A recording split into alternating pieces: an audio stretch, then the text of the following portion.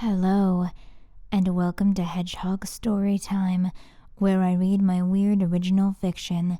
The following story is part of the Edie Valley Project, linked to the playlist in the description below. Yes, you have to read them all. No, that is not a request. I'm actually incredibly proud of this story. I'm not gonna lie. I am excited things are heating up again. There's one or two more stories here or there that'll be some information stuff, but this is really where it's going to start getting good again, I promise. Thanks for bearing with me and all the setup I had to do, but now things are going to start happening, I promise. And it begins with this story. So without further ado, here is Layer 1. The storm began to increase in intensity outside as Tommy, Service, and Orem sat on the floor in the middle of the East Branch's round central room. There was a tense silence, and Tommy bounced his leg impatiently. It was, in all honesty, most likely constructed and maintained exclusively by him, for both Orem and Service seemed entirely unaware. Service sat in the middle of a chalk circle, a neutral expression plastered on his face, while Orem put the finishing touches on said circle while humming quietly to herself. "How are you feeling, Service?" Tommy asked. "Nervous?" The automaton shrugged. "Not really." "You're projecting, Thomas," Orem muttered, lighting a few white candles. She swore under her breath that she nearly burned herself with a match. "His ability to have nerves is highly questionable." "That's what we're trying to figure out, isn't it?" She shrugged, wrinkling her nose. "Sure, if that will make you cooperative." "What do you need me for, anyway?" he asked, narrowing his eyes. "As an immortal dragon," she began, "I have a little raw magic at my disposal from the old days." Tommy had no idea what she was talking about, but nodded along anyway. "But I need to focus on channeling the magic, so I need someone else to help guide Service through his own head. That's where you come in." He frowned. "Why not just wait until Cindy gets back? Then you wouldn't have to use me at all." "Because I'm impatient and I have no idea when she'll be back. Plus, if I hadn't involved you, you would have made a big stink about it. You happy?" "Sure." Tommy had the distinct feeling she wasn't telling him everything. "All right then," she nodded. "Let's begin." She placed her hands down on the ground. "Now, Service, Tommy, close your eyes." Tommy did as he was told. He truly wondered what he was going to see in there. "Now listen to the sound of my voice," Orem continued. "Focus on the syllables, nothing more." He was so focused that Tommy barely noticed her voice fading out until it was completely gone. He felt himself floating, though there was no water. In fact, there wasn't anything, just peaceful, warm darkness. For some reason, he felt as if he was stuck in the middle of something, after an end but before a beginning. He didn't want to begin anything. He was fine here in the dark. But everything must begin at some point, and out of the inky blackness came a voice, sluggish at first. "This will work. It must. Bake, Bake, hear me, God of chaos. Grant me a miracle." No, he didn't want to. But the sound of mechanical parts clinking together grounded his consciousness. Please, Kedok, my sweet baby boy. Bake, bring him back to me."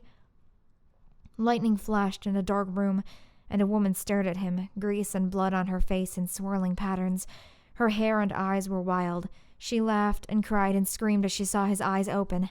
But from here, things became fuzzy, and time didn't seem to work.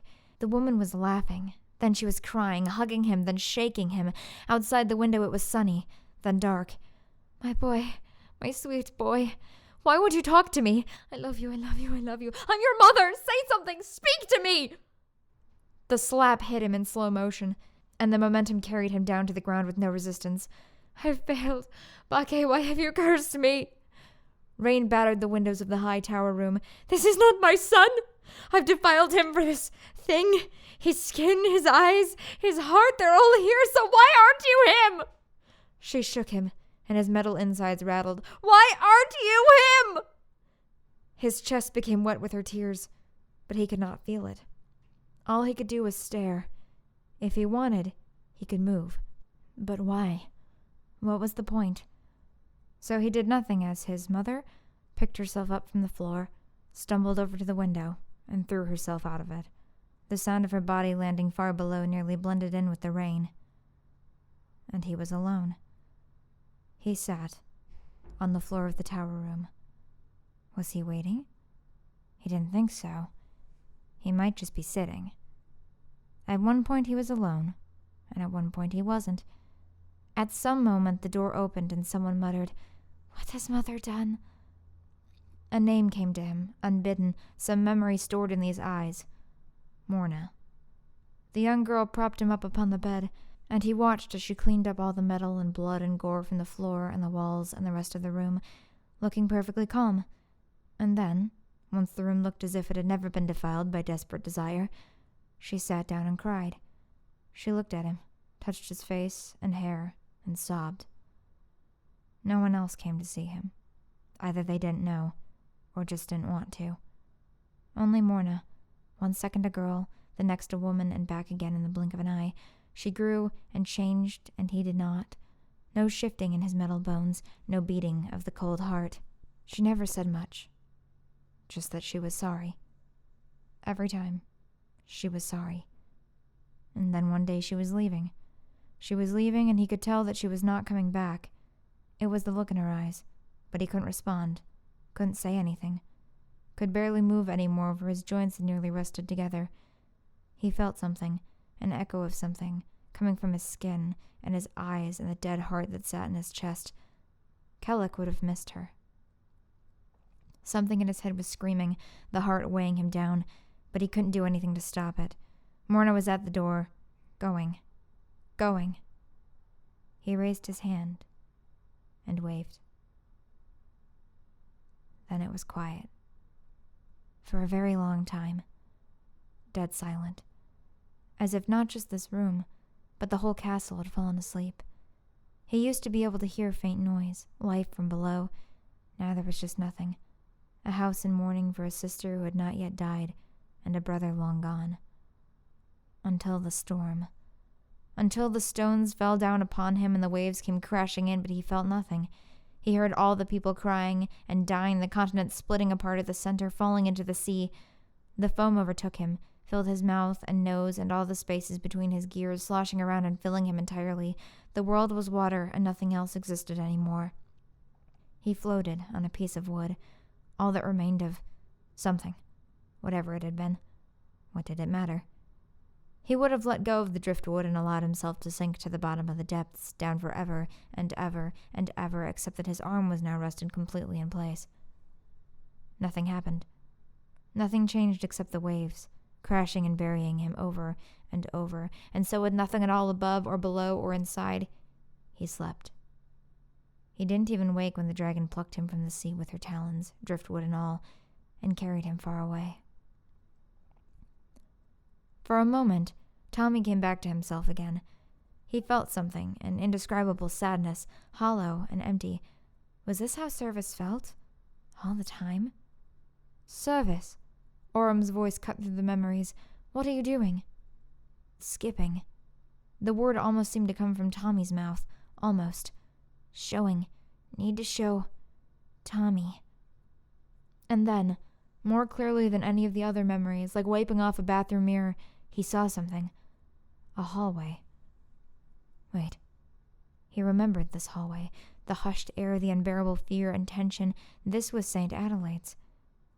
He snuck down the hallway, staying far behind the girl with the glasses, her braids bouncing along behind her.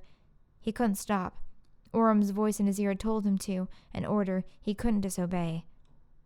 But then how had Tommy seen him say no just earlier today?